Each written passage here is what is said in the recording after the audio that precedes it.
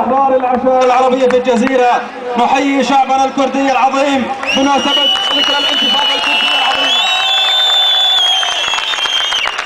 ونوجه التحية للحرائر الكرديات اللواتي أنجبن الأبطال الذين قضوا واستشهدوا في سبيل الحرية والكرامة. ونقف اليوم أمامكم وكلنا أسف وكلنا اعتذار، لأننا قصرنا وأخطأنا ولم ندعمكم ولم نساندكم في الانتفاضة الكردية العظيمة.